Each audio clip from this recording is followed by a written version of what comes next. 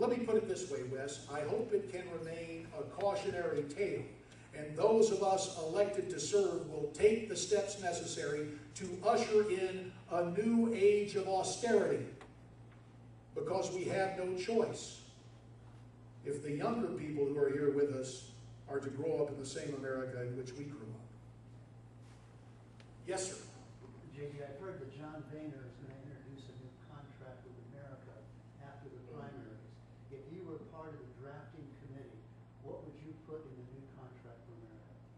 Well, again, I would outline the three provisions that I offered here today: to restore our constitutional republic in the very way that our government does business, and to restore our national sovereignty and national security, ending all the confusion and the miscalculation of professional politicians dealing with borders and immigration.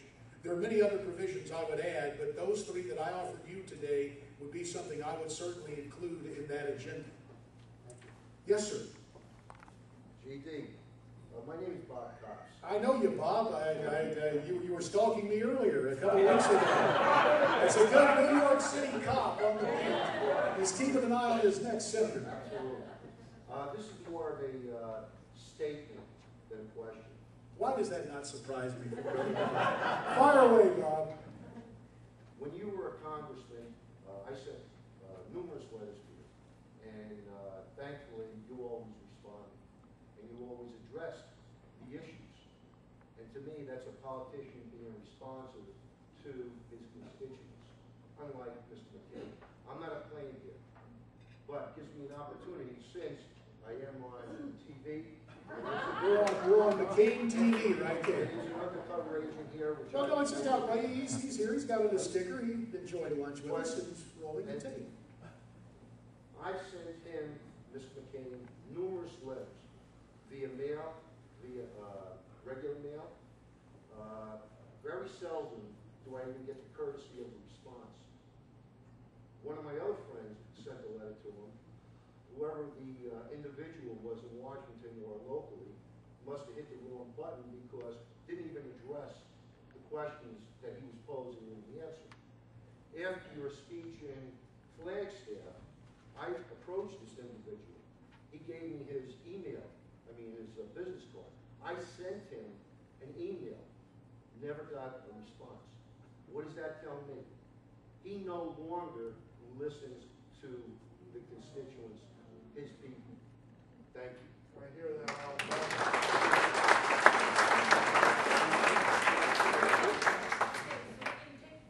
Okay. But I want to remind everybody that silent auction, we're going to be closing when TV's done. Be careful, Carol. If they're getting video of this, they may accuse you of making a commercial or leading to higher spending or something. Hey, higher spending! Let me just make this point, Bob. A couple of things.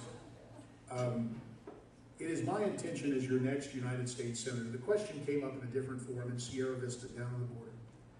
Lady said, J.D., when we send you to the Senate, are we only going to see you once every 6 years? And I told her, no, ma'am, look, my goal is to make sure that we have a very ambitious and complete schedule of town halls. It would be my personal goal that 4 times a year, once a quarter, every Arizonan could avail themselves of one of these town hall forums within a fairly easy driving distance of their home.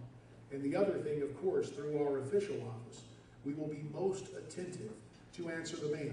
Now, there is one point. I don't want you to think that Mr. McCain does not answer all forms of correspondence, because you may recall there was a story earlier last week about a form letter Mr. McCain was sending out about his plans for the border, where he's come up with a new term now.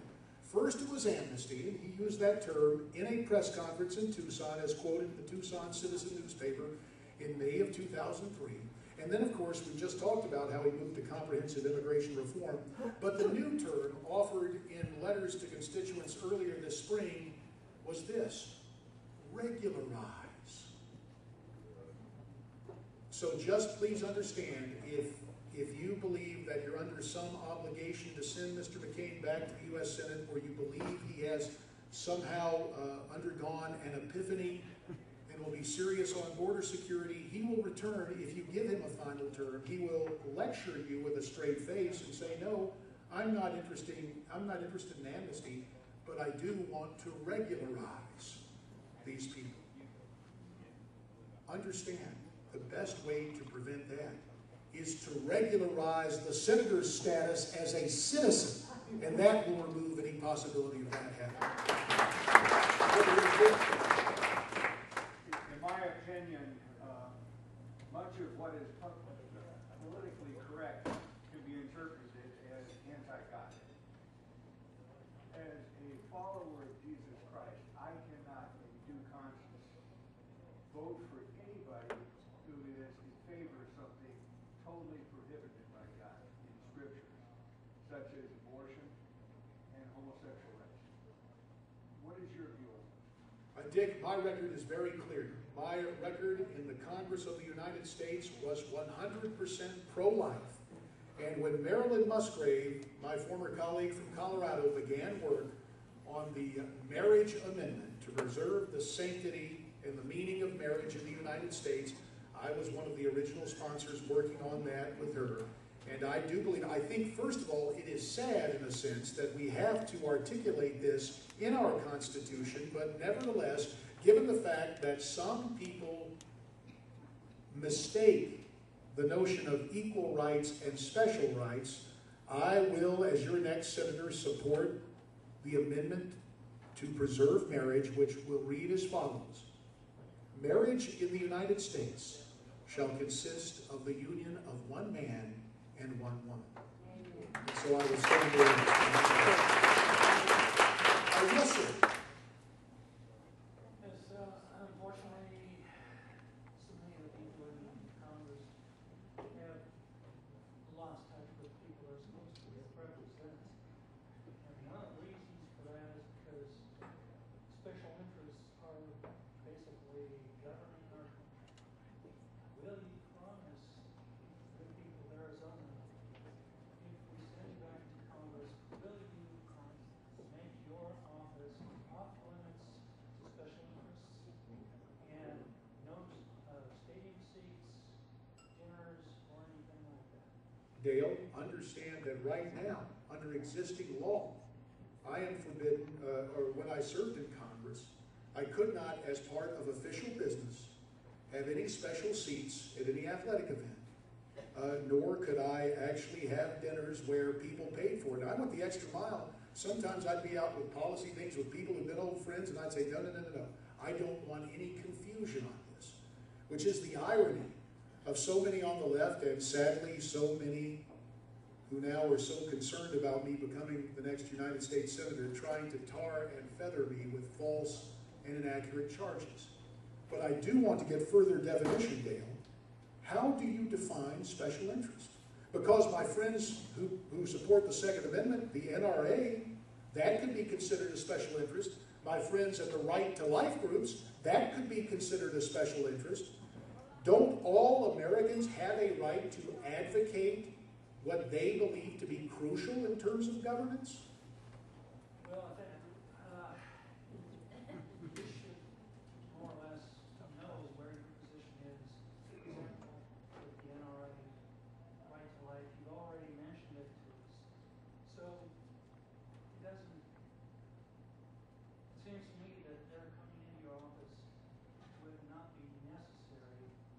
But the main thing is paid lobbyists from corporations and other special interests that seem to supersede the people that you represent. Well, let me tell you where I agree. Let me tell you where I agree with you. I don't believe that any interest group or any entity should ever supersede the primacy of a legislator's relationship with his or her constituents. I'm not trying to be cheeky about this, but the late Dr. Charlie Norwood, who served in Congress from the 10th District of Georgia, used to say it this way. He said, guess what? If you live in my district, you're my special interest. And really, Dale, when you stop and think about it, that is true. But by the same token, especially I'm so